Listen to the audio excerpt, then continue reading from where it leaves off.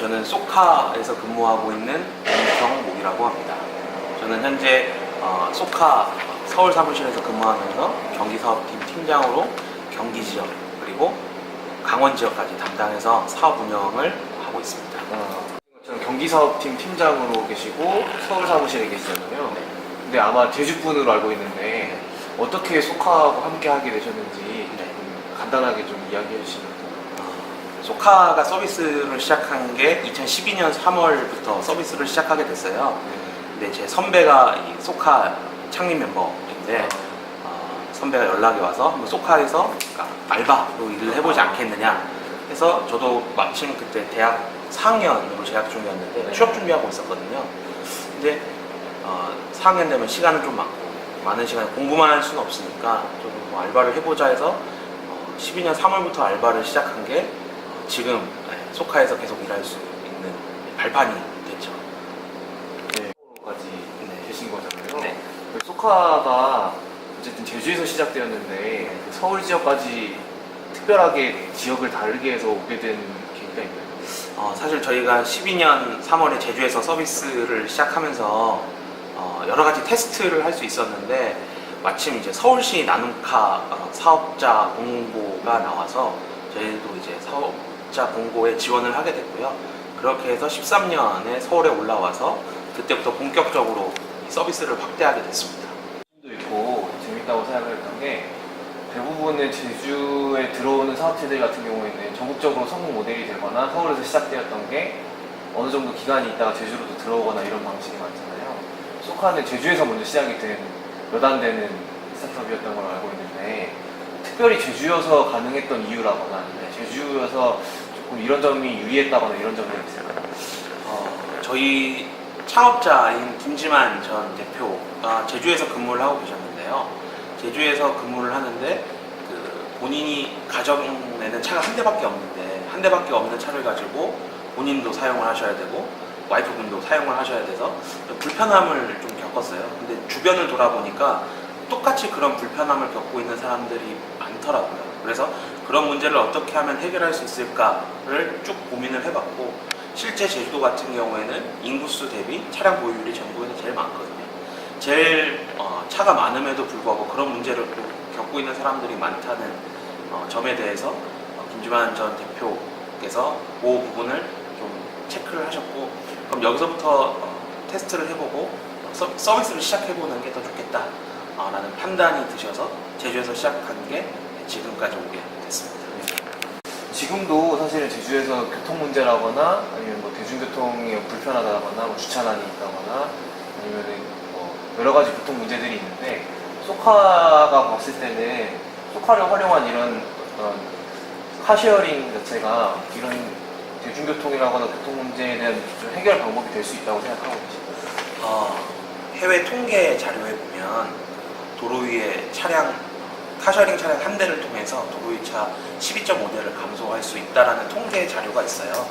사실 우리가 차를 사용하는 패턴을 보면 하루에 한두 시간 정도만 사용을 하게 되는데 그 하루에 한두 시간만 사용하게 될 자동차를 구매해서 유지하는데 공간도 필요하고 경제적인 지출도 발생이 되는 거잖아요.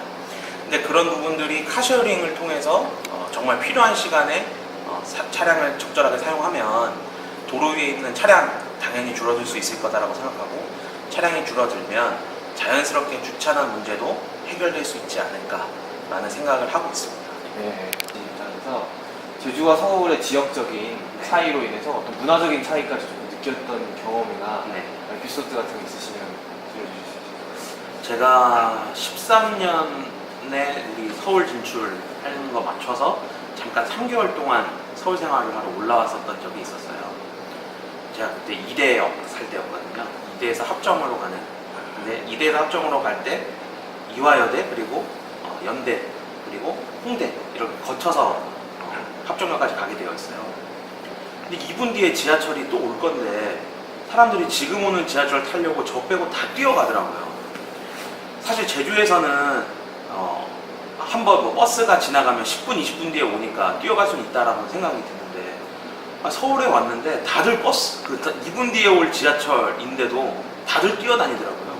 그리고 여기 있는 사람들은 되게 뭐라고 할까요? 여유라기보다는 정말 전쟁터 안에서 사는 느낌을 많이 받았었거든요. 네, 그런 부분들에 있어서 제주는 그래도 좀 여유롭게 살았던 것 같은데 서울은 진짜 전쟁터구나 라는 일단 생각이 들었었습니다.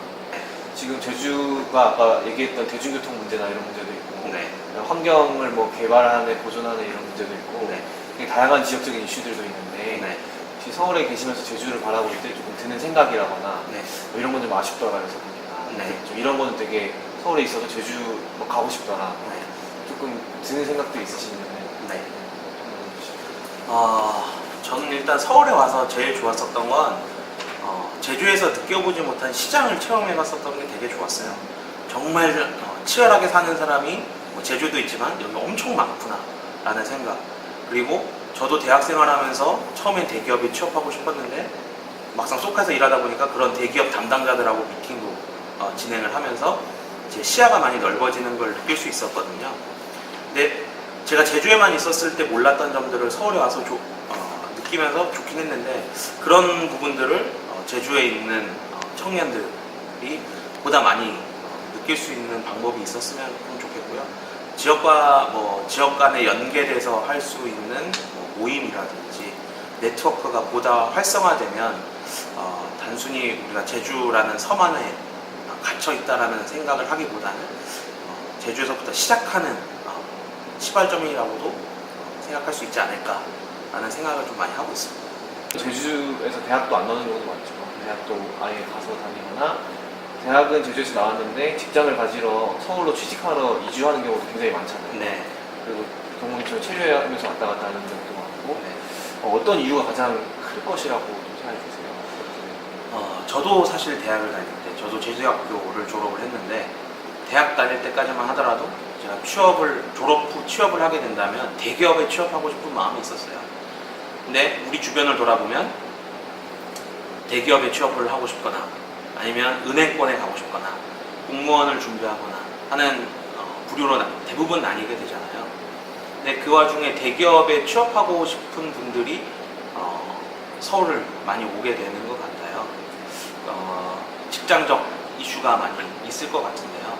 그래서 저는 결과적으로 서울에 올 수밖에 없는 건 제주의 한정적인 일자리 그리고 제주 청년들이 일하고 싶은 일자리가 서울에 더 많기 때문에 도전과 기회의 땅이라고 생각하고 저는 서울에 온다라고 생각을 하고요.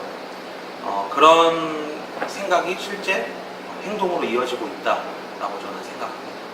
조금 더 특이한 게 서울에 갔다가 리턴하는 청년들도 굉장히 늘어나고 있거든요. 네. 주변에도 아마 그런 분들이 있으신지 혹시 네. 있으신지 없으신지 모르겠는데 있다면 또 그런 건 어떤 이유가 좀 있을까요? 본인이 생각했었던 거를 실행해 봤을 때 겪게 되는 느낌은 생각 전후가 많이 다를 거다라고 생각을 해요.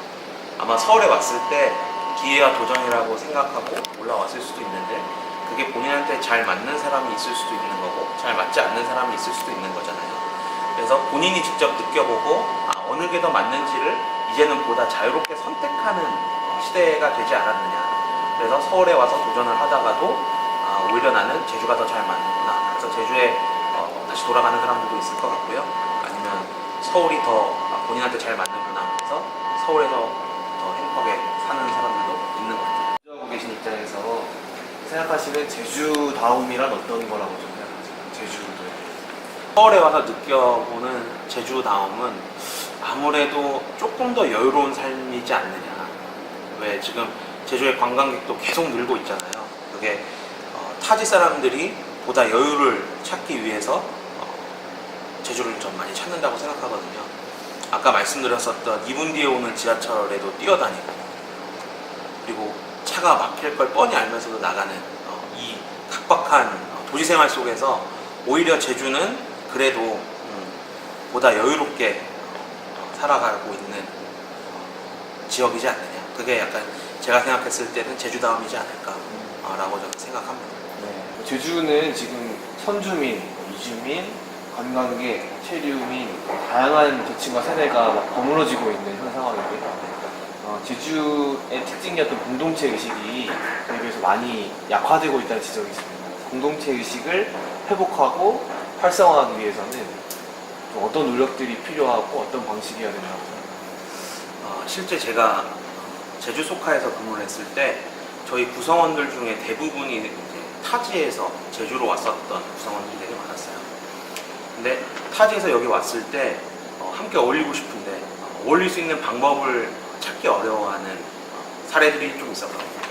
그래서 저는 오히려 그런 타지에서 온 사람들이 쉽게 어울릴 수 있는 커뮤니티가 형성되면 좋을 것 같고요. 그 커뮤니티를 통해서 자꾸 이야기를 하다 보면 관계가 자연스럽게 형성이 될 거라고 생각을 해요. 그래서 저는 이주자든 거주자든 함께 어울려서 이야기할 수 있는 커뮤니티 공간이 필요하다고 생각을 하고요. 그 커뮤니티 공간을 통해서 내가 알고 있는 좋은 것도 알려주고 그런 좋은 정보들을 공유하면서 커뮤니티 안에서 활동을 한다면 자연스럽게 공동체 의식도 회복이 될 수 있지 않느냐라고 저는 생각합니다. 예. 앞으로 소카의 향후 계획도 괜찮고, 네. 경목님 개인의 향후 계획도 괜찮고, 네. 아까 말씀하셨던 것처럼 결혼할 예정이고, 네. 공적인 이슈도 괜찮고요. 그렇게 한마디 계획에 대해서 한마디 해주시고. 네, 저는 지금 현재 서울에 올라와서 근무한 지 2년 됐으니까 이 서울에 올라와서 좀 많은 걸 배우고 싶고요. 결국 저는 이 많은 걸 제가 배워서 제 고향인 제주에 다시 돌아갔을 때 제가 배운 것 그리고 제가 잘 할 수 있는 것들을 많이 전파할 수 있는 사람이 됐으면 좋겠어요. 저도 흔치 않게 제주에서 시작한 스타트업에서 일하면서 그래도 이제 TV 광고에도 나올 수 있는 정도의 인지도 있는 회사를 만드는데 한 역할을 했다라고 생각은 하는데 그게 자만이 아니라 제 주변 사람들한테 그들이 보다 원활히 더 잘할 수 있도록 도와줄 수 있는 역할 그리고 함께 리딩해 나갈 수 있는 역할을 하고 싶은 게 제 목표입니다. 네, 톡톡 제주를 통해서 이번에는 청년에 대한 이야기를 해봤는데요. 앞으로도 톡톡 제주가 여러 가지 주제를 통해서 다양한 이야기를 담고 그 담은 이야기가 많은 사람들한테 더 많이 전달될 수 있는 역할을 잘 해주셨으면 좋겠습니다. 네, 톡톡 제주 화이팅!